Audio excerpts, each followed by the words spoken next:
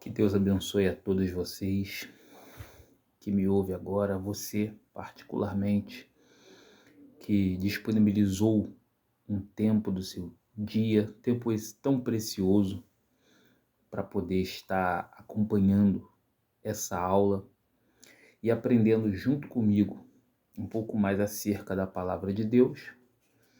E hoje dando sequência no nosso assunto aqui sobre soteriologia, né? Nas aulas passadas nós falamos sobre a libertação, que é um dos aspectos da soteriologia. Nós falamos também sobre a aquisição, a eleição e a predestinação. Você pode conferir todas essas aulas no meu canal no YouTube, no canal Só as Escrituras. Como você pode perceber, as aulas não têm um ambiente, né? Esse vídeo ele não tem um ambiente muito atrativo, digamos assim, para os padrões atuais, para o padrão atual de muitos youtubers, né? Muitas pessoas que gravam conteúdo digital. Por isso, eu convido você a focar única e exclusivamente no conteúdo dessa aula, que com certeza é enriquecedor para você e para mim, tá bom? Não deixe de curtir, de compartilhar, de comentar, de mandar para um conhecido seu, se você sentir que Deus falou com você. Fazendo isso, você me ajuda a evangelizar e proclamar o Evangelho do Senhor Jesus Cristo, ok? Nós queremos aqui hoje falar sobre a redenção e também sobre a vocação, que são aspectos, né, como eu disse anteriormente, da soteriologia ou da salvação, fazem parte da doutrina da salvação, tá bom? Nós vamos começar, então, a nossa aula. No conceito de redenção, né, e nós vamos ler aqui daqui a pouquinho algumas referências, mas no conceito de redenção está embutida a ideia de livrar por meio de pagamento ou resgate. Então, na ideia, no conceito de redenção, está embutida essa ideia de pagamento, né, ou de resgate. Vamos ler aqui, já de início, aos Hebreus, capítulo 9. Você que tem sua Bíblia aí, você pode acompanhar comigo. Aos Hebreus, capítulo 9, o versículo é o versículo 12, que nos diz o seguinte: e não pelo sangue de bodes e de bezerros, mas pelo seu próprio sangue, ele entrou no santuário, uma vez por todas, e obteve uma eterna redenção. Obviamente, o autor aos Hebreus, ele está falando do sacrifício do Senhor Jesus que foi feito na cruz do Calvário, né? Então, esse sangue aqui, a quem ele menciona, o seu próprio sangue, é o sangue de Cristo Jesus, ou de Jesus Cristo, que foi derramado na cruz do Calvário. Nós podemos ler também aqui, na carta do apóstolo Paulo aos Romanos, você que tem sua Bíblia, seu tablet, ou talvez o seu celular, você pode conferir comigo no capítulo 3 e o versículo é o versículo 24. O apóstolo Paulo diz o seguinte: sendo justificados gratuitamente por sua graça, mediante a redenção que há em Cristo Jesus. Então, nós estamos acompanhando aqui, na nossa aula de hoje, esse aspecto, esse primeiro aspecto da soteriologia, da doutrina da salvação, que é a redenção. Redenção esta, né, obtida por meio do sacrifício do Senhor Jesus na cruz do Calvário, né? Lembrando que nesse conceito de redenção está embutida essa ideia de livrar por meio do pagamento ou de um resgate. Então, quando o Senhor Jesus, lá na cruz do Calvário, ele se entregou, ele derramou o seu sangue puro, né? Sangue puro não é sangue somente, no caso dele, sangue puro de doenças humanas, mas é sangue puro, uma vida pura, sem pecados, sem erros, sem defeitos. Ele nunca pecou. Então, quando Jesus, lá na cruz do Calvário, ele derramou o seu sangue puro, ele obteve esse pagamento por meio de resgate. Ele obteve a redenção para o eleito, para o salvo. Bom, vamos ler aqui também Efésios, capítulo 1, versículo 7, o que Paulo disse à igreja de Éfeso. Nele temos a redenção pelo seu sangue, a remissão dos pecados, segundo a riqueza da sua graça. Então, Paulo deixa claro aqui que esse pagamento, né, essa redenção que é aplicada ao eleito por meio da cruz de Cristo, do sacrifício de Cristo na cruz, ela é pela graça, segundo a riqueza da sua graça, né? Fica evidente que o eleito, aquele que foi salvo por Cristo, o salvo, o eleito, ele não é salvo por suas obras, por seus méritos. Ele só é salvo, né, por meio do sacrifício de Cristo na cruz, da graça de Deus e do pagamento da sua dívida, do seu pecado para com Deus, e isso por meio do sangue de Jesus Cristo. Então, essa é a redenção, que foi feita por meio do sangue do Senhor Jesus. Por meio do pagamento realizado por Cristo na cruz, os crentes foram resgatados. O crente foi resgatado da iniquidade e da maneira vazia de viver. É o que diz a palavra de Deus em Tito 2,14 e 1 Pedro 1,18. Olha o que diz Tito 2,14. Acompanha comigo aí. Teologia é assim, é Bíblia, Bíblia, Bíblia, Bíblia, Bíblia. Tito 2,14. A palavra do Senhor, ela nos diz que ele deu a si mesmo por nós, a fim de nos remir de toda iniquidade e purificar para si mesmo um povo exclusivamente seu, dedicado à prática de boas obras. Então, a partir do momento que o cristão, que uma pessoa, ela se torna cristã, salva em Jesus, por meio do resgate ou por meio da redenção, né, essa pessoa que teve a sua dívida de pecado, do pecado, paga por Cristo Jesus na cruz, a partir do momento que essa pessoa, ela recebe Cristo como Salvador e se torna um cristão, e salva, essa pessoa vai viver uma vida diferente, uma vida de boas práticas e de práticas de boas obras. É o que Paulo está escrevendo a Tito aqui.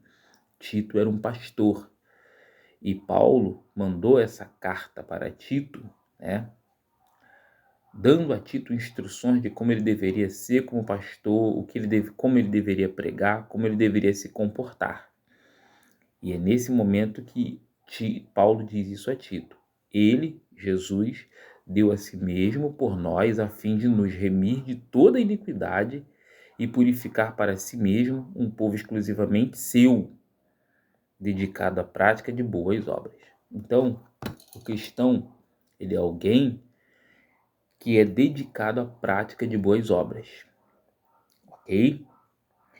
E aí Paulo também, ou melhor, Pedro também, na sua primeira epístola, no capítulo 1, versículo 18, ele fala sobre o viver do cristão.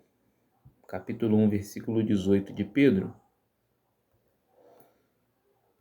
ele fala sobre o viver do cristão, sabendo que não foi mediante coisas perecíveis como prata ou ouro que vocês foram resgatados da vida inútil que os seus pais lhes legaram.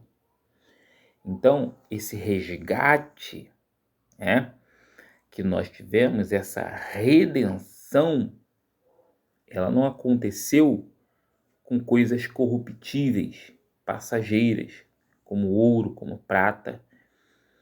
Nada disso.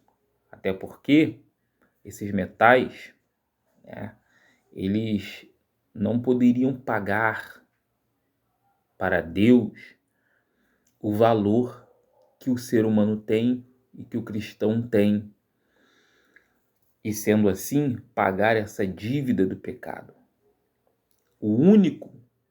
A única moeda aceita por Deus para nos resgatar e pagar a nossa dívida, isso é redenção, é o pagamento da dívida, a única moeda foi o precioso sangue do Senhor Jesus Cristo, que como homem perfeito nunca pecou.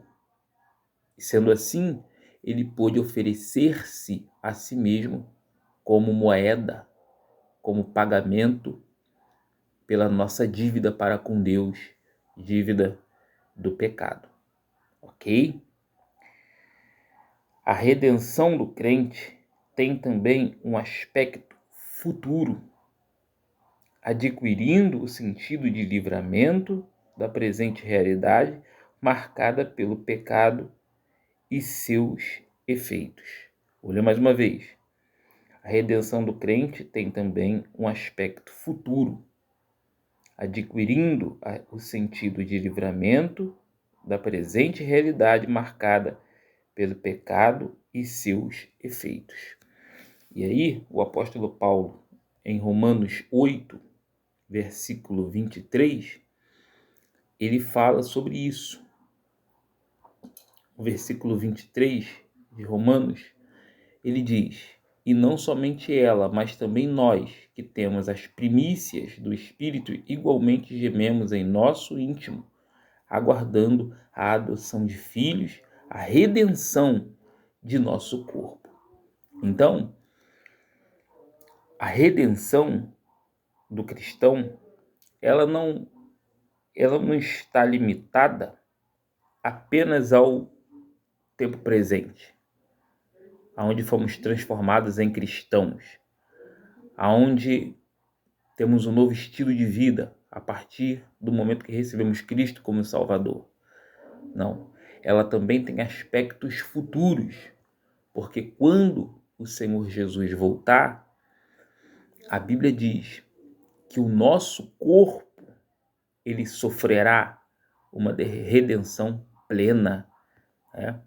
1 de Paulo aos Coríntios, capítulo 15, a Bíblia nos diz que nós teremos o nosso corpo transformado em um corpo incorruptível, um corpo indestrutível, quando o Senhor Jesus vier e nós encontrarmos com ele nas nuvens, como está lá em Tessalonicenses, aos Tessalonicenses. Então esse é o aspecto futuro, é que essa obra da redenção, ela será plenamente concluída, ela será plenamente concluída quando o Senhor Jesus voltar pela segunda vez.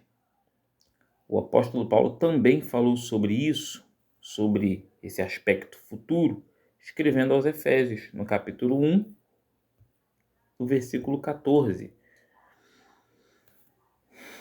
onde ele diz: o Espírito é o penhor da nossa herança até o resgate da sua propriedade, em louvor da sua glória. Ou seja, o Espírito Santo habitando no crente, ele é a garantia, o selo, a prova, a segurança, que nós temos de que nós vamos chegar lá, naquele grande dia, como salvos, como cristãos, e que naquele dia nós teremos o nosso corpo também redimido, transformado. No capítulo 4, também, o apóstolo fala sobre isso no versículo 30, onde ele diz: e não entristeçam o Espírito Santo de Deus, no qual vocês foram selados para o dia da redenção. Então você que é salvo por Jesus Cristo, você que já recebeu Jesus como Salvador, você está selado para o dia da redenção, né? A redenção futura, completa e plena. Eu sei que você pode ter caído, ter falhado, ter errado, mas veja bem, levante-se agora, erga a cabeça, dê a volta por cima, tenta de novo, se ajoelha diante de Deus, se humilha, busque ao Senhor, porque a sua história não tem fim aqui, foi só um deslize, um tropeção, você só escorregou. Mas Júlio, já foram tantas vezes que eu falhei, mas você ainda está vivo, respirando. O Senhor continua te deixando de pé. Então você, enquanto está vivo, você pode se levantar, se erguer e continuar prosseguindo e caminhando como alguém redimido, como alguém que é alvo da redenção do nosso Deus. Cristo morreu na cruz por você. Jesus derramou o sangue precioso dele na cruz do Calvário por você. Você que é cristão, você que já é salvo, você que talvez esteja me ouvindo agora e que ainda não recebeu Jesus como Salvador, não faz parte de nenhuma igreja, faça isso o mais rápido que você puder, para que você também faça parte do povo eleito de Deus e que você também, naquele grande dia, venha viver a redenção plena, quando o corpo do salvo, do cristão, será transformado plenamente em um corpo indestrutível. Você pode ter acesso a mais sobre a volta de Cristo e a redenção do nosso corpo nas aulas que eu já disponibilizei aí mesmo no canal do YouTube, né? Só as Escrituras, e onde eu falo sobre escatologia. Tem uma playlist lá completinha para você, com aproximadamente 6 aulas, se não me falha a memória. Tudo para você lá, mastigadinho, tá bom? Muito bem. Nós agora vamos falar sobre um outro aspecto da salvação, da soterologia, que é o aspecto da vocação, tá bom? Nós vamos falar sobre a vocação. A vocação, ela faz parte da soterologia, é um dos aspectos da salvação. Nós vamos falar sobre a vocação, mas isso vai ser no próximo vídeo. Eu te aguardo lá.